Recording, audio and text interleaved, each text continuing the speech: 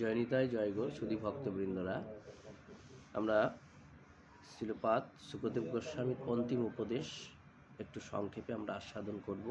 তিনি অন্তিম উপদেশে ছিল পরীক্ষিত মহারাজকে কি বলছেন দেখেন। এখানে শ্রীমদ্ ভাগবত থেকে তিনি বলছেন যে, হে প্রিয় পরীক্ষিত, এই শ্রীমদ্ ভাগবত মহাপুরাণে বারে বারে এবং সর্বত্র বিশ্বাত্মা ভগবান শ্রীহরিরই সংকীর্তন হয়েছে। বস্তুত ব্রহ্মা ও রুদ্র শ্রীহরি থেকে পৃথক সত্তা নন।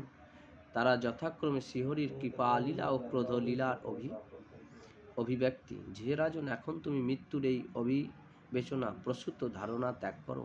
যেমন দেহ পূর্বে ছিল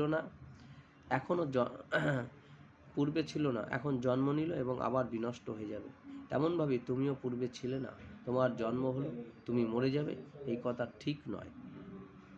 যেমন বীজ থেকে অঙ্কুর, অঙ্কুর থেকে বীজের উৎপত্তি হয়ে থাকে, ঠিক সেইভাবে এক দেহ থেকে দ্বিতীয় দেহে এবং দ্বিতীয় দেহ থেকে তৃতীয় দেহের উৎপত্তি হয়ে থাকে।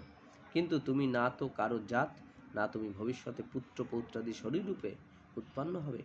দেখো, যেমন অগ্নি কাষ্ঠ থেকে সর্বদা পৃথক থাকে, কাষ্ঠের উৎপত্তি বিনাশের সঙ্গে তার কোনো সম্বন্ধই থাকে না, তেমনভাবে তুমিও দেহ থেকে সতত এক পৃথক সত্তা। যেমন স্বপ্ন অবস্থায় যদি দেখতে পাও যে তোমার মস্তক ভুল অন্টিত, মামার মৃত্যু হয়েছে, আবার আত্মীয় পরিজনদের তোমার শ্মশানে নিয়ে গিয়েছে, দাহ করছে, তা তো সবই তোমার শরীর সম্পর্কিত ঘটনা, আত্মার কখনো নয়। যে দর্শক, সে তো ওই অবস্থা থেকেই সর্বতভাবে পৃথক সত্তা, জন্ম মৃত্যুরহিত শুদ্ধ বুদ্ধি পরতত্ত্ব স্বরূপ। যেমন ঘট খণ্ডিত হলে আকাশ পূর্ববশ অখণ্ড থাকে, কিন্তু আকাশের নিমিত্ত হয়ে গেলে লোকেদের ওইরূপ ধারণা হয় যে মহাকাশে সঙ্গে মিলিত হয়েছে। বস্তুত তা তো মিলিতই ছিল। তেমনভাবেই দেহপাত হয়ে গেলে মনে হয় যেন বীজ ব্রহ্ম হয়ে গেল, বস্তুত তা তো ব্রহ্মই ছিল, ব্রহ্মের অভাব তো পৃথিবীত মাত্র ছিল।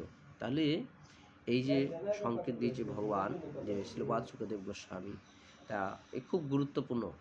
তাই মনই আত্মার জন্য শরীর, বিষয় এবং কর্মের কল্পনা করে থাকে, এবং সেই মনকে সৃষ্টি করে মায়া। বস্তুত মায়াই জীবের সংসার চক্রে পতিত হওয়ার একমাত্র কারণ, এই যে মায়া।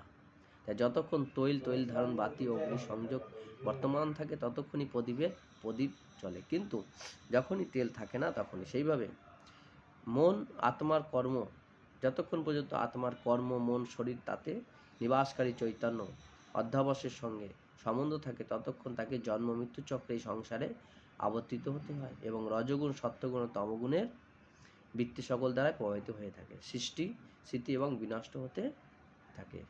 এইভাবে আমাদের জীবাত্মার স্বরূপ তিনি বলেছেন। জয়নিতায় জয়গো, সবাই আস্বাদন করবে।